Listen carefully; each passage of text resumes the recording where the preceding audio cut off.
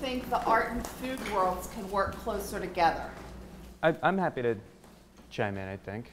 I came from the advertising world. I was always with music, but I was doing music for advertising. And the big word that's always going on in advertising is engagement. It's so important to get everybody engaged and to feel like they have a stake in the brand.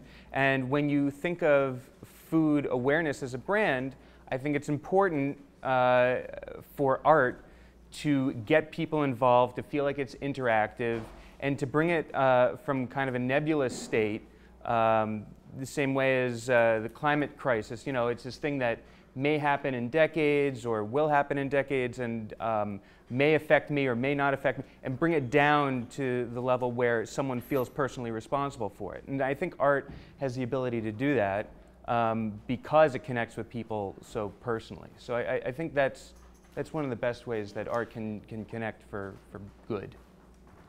Yeah, I mean, I guess that's something that I'm trying to push. And as you know, a lot of my work is based on things I enjoy and what I know. And as I do more research, I just want to create more imagery that tells these stories, and and it's going to become a bit more explicit and literal as time goes on.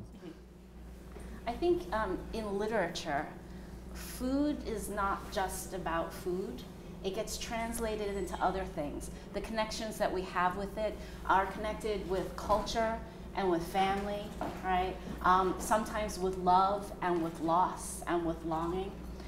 So there's some way that in writing, anyway, that it sort of mirrors the same thing, that the personal connection with the food is kind of key.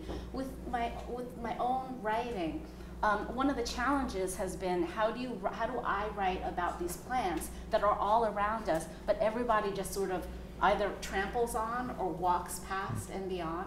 And also, and I think this is maybe the same thing, that challenge that you guys had, which is how do you write about your food or plants, right, that are edible, and give them a kind of a voice, right? And for me, it was all about the personal connection with the plants and knowing where they came from, where they were growing, what the seasonality of the plants were, right? For me, seasonal foods is not just sort of like a concept, right, that you see like maybe in a supermarket or something. For me, it really is about what's peaking and what's about to leave, and an anticipation of what's coming up next. So that personal connection to the food, I think, is really key.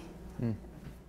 And you mentioned that it was important, the name, I remember, Yeah, the Latin name and we have to have a language in which to talk about food, and I think that's where artists and people who are interested in art or who are viewing your artwork are able to engage in a kind of dialogue that wouldn't have existed otherwise. If you don't have a language to talk about any of these plants which are edible and which are food, you just think about them as weeds and you think that they have absolutely no use. But when you finally learn that there's a history and there are also mythologies around particular plants, then I think as human beings there's something about storytelling that helps to transmit ideas and helps to create a space where a dialogue maybe wouldn't have existed before.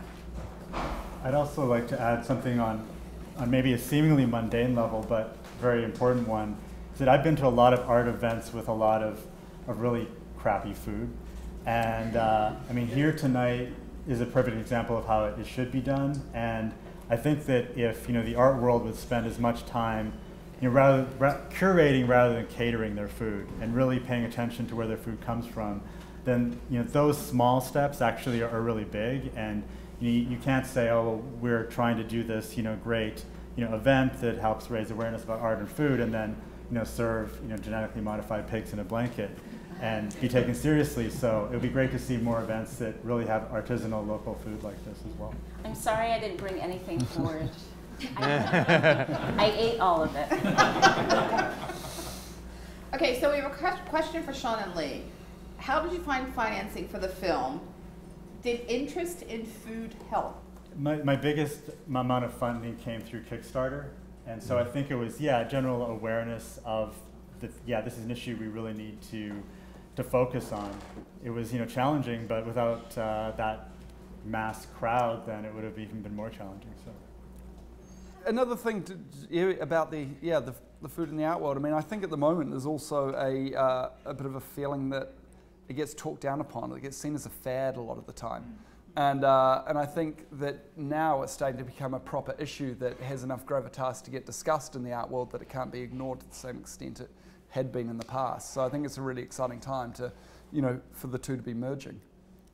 Taking it beyond my own personal interests, I think I feel a certain background obligation to leave the world in a better place than I found it.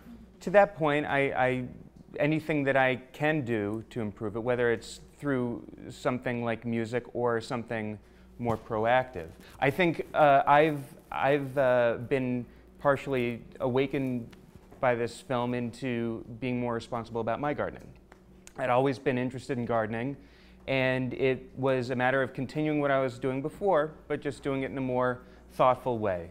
So tracing where things come from, and also tracing, not only from the abuses that were talked about in the film, but also just healthier things, about focusing on what's going into your body.